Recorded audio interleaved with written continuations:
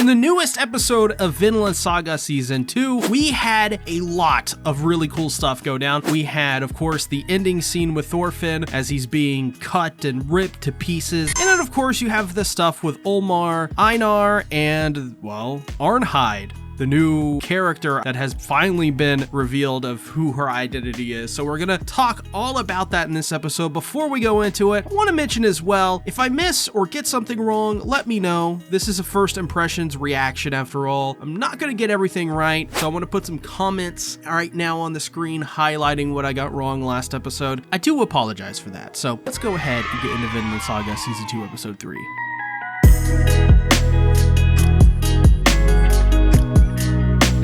So it picks up from the last episode. Olmar basically just goes to this party they all have. And well, while he goes, there's a fight that ensues. So that's pretty funny. But Olmar says in his drunken stupor, he's kind of just, he's kind of in a temper tantrum kind of state here. He just says that nobody really knows, even though they say they do. And that's just the kind of mood, for just day-to-day life. That just really feels like a true thing because there are so many people in life that are like that. So I can definitely sympathize to a certain degree what he's trying to say. Olmar, though, he can pound things back. He may be a little bit immature on the young side, but gosh, he can just drink and drink and drink. And so Olmar, in his drunken stupor, he decides to draw his sword and basically challenges these warriors. Pretty much. So what the warriors do after he draws his sword is they basically flip over the table with him. And it's just like, man, all is fair in battle. Like, he doesn't have to accept a duel and honor a duel for his life. Like, if you're gonna fight for your life, you're gonna do anything you possibly can to survive. And this is one of those situations where it's like,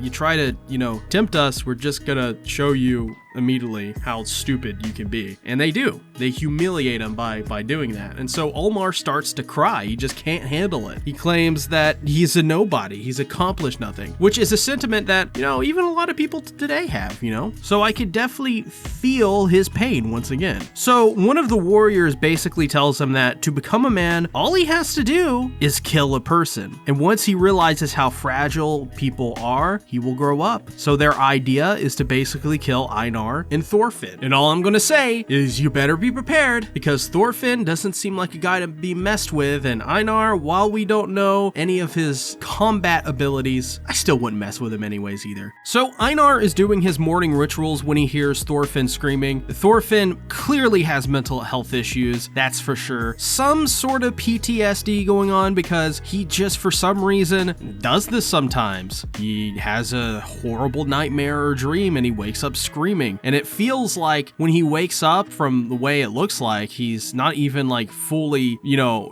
like he's not even fully there. Like he's in some other reality. That's how vivid the dream was. So most likely some sort of PTSD issue. Once again, not a doctor. So while they are waking up, they walk to a well to get all washed up and cleaned up, and they notice the fair lady again. And this interaction is really cool. She actually walks up and has a conversation with both of them, really just Einar. She talks about how that he has to clean his face. I think she even offers it, if I'm not mistaken, and thinks Einar even has a wonderful face. All the while, Thorfinn is sort of like on his own. He's like looking into the water. He's feeling uneasy and he doesn't know what this feeling is, but whatever it is, he's feeling it, and it's a very uneasy feeling. However, the lady's name is Arnheid, which is already a better name than Hordaland, so at least she's got a good name. In comparisons to Hordaland, who Askeladd was like in season 1, like, oh man, is that like a name of a land? So good. Arnheid then asks Einar about how he can speak English and Norse, and apparently it's just because of his ancestors. Einar's family is both English and Norse, so he can speak both. And that makes a lot of sense. His mother had the same sort of hair that he has, and his sister had the same sort of blonde hair that Arnheid has. So it seems like that is sort of the main trait between the English and Norse. English have blonde hair, the Norse have darker, more burgundy colored hair. I don't know what you would call his hair. It's like some shade of red or brown or something. But it turns out she's not the master's daughter, she's just a slave, rather the master's personal attendant, which is something that surprised them and something that surprised me. I was like, wow, for a woman that is like kind of has sort of this aura around her of like, I don't know what you would call it, just like calmness, or like there's some sort of air of maturity around her. You would think she would be in some sort of more important role, but I guess not. However, Thorfinn notices something. That something is Olmar interrupting them and antagonizing them about them apparently planning to escape. So instead of bringing Arnheid, which you know they're not bringing Arnheid because, you know, the master's personal attendant, they don't want to make him mad, they decide to instead just take Thorfinn and Einar with them. And Einar and Thorfinn, they both kind of know something is up, especially Einar. But at the very least, Einar on the walk there is very happy because he got to interact with Arnheid. And who wouldn't be happy if they were a slave and they got to interact with someone like her? That would be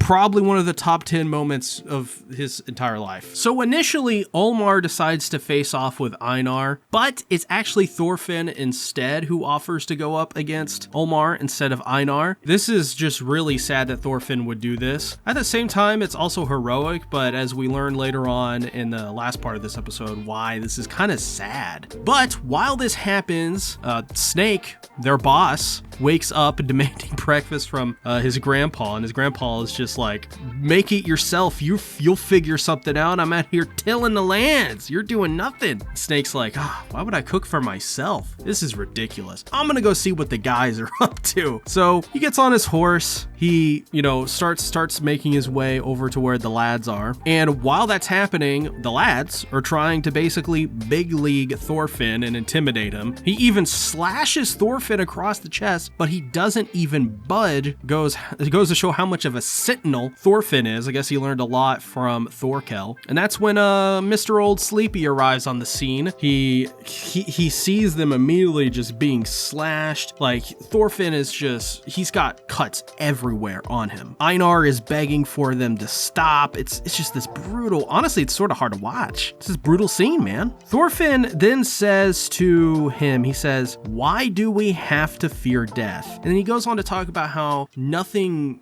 good comes from being alive, at least not for him, because nothing good has ever happened in his life. And then he gets his ear cut off. And this is really sad, just because Thorfinn, you see in season 1 at the very beginning, he's this kid with this bright outlook. He's super cheery, he's super cute and happy. And now it's come to this point where literally everything was taken away from him. And sure, a lot of that is by his own mistake, but you also can't blame the kid for going through what he went through and making the decisions he did when he was a kid.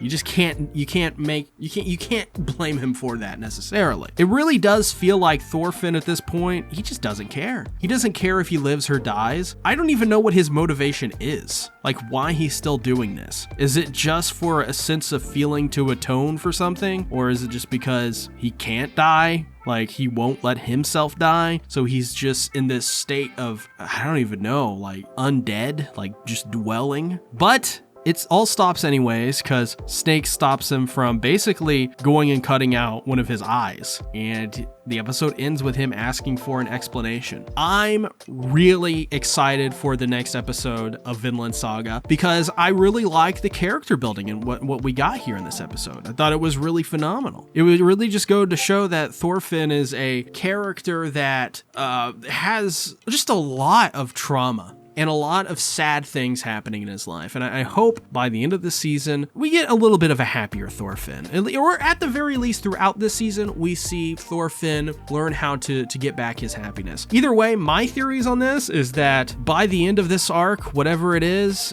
I feel like these farmers are getting killed. I feel like there's no way around it that Thorfinn and Einar are going to be put into a situation where they have to kill them. And it's probably going to be everyone else's fault but theirs. That's how I feel. They're just going to be thrust in a situation where they're forced to act and they have to do something awful. And I feel like Arnheid's going to be with them too. I feel like Arnheid is going to be within their group. I feel like that's probably going to be Einar's waifu. And I feel like Thorfinn is just going to be their son.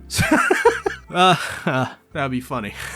Either way, put down in the comments below, what did you guys think about Vinland Saga Season 2, Episode 3? I would love to hear your thoughts. And if I made any mistakes as well, make sure to put in the comments. On the left, if you want more of me talking about Vinland Saga, tonight I will be on the King of Anime podcast. So click on the link there to subscribe to that channel. And on the right is a playlist of all of my Vinland Saga videos. Thanks for watching. Bye-bye.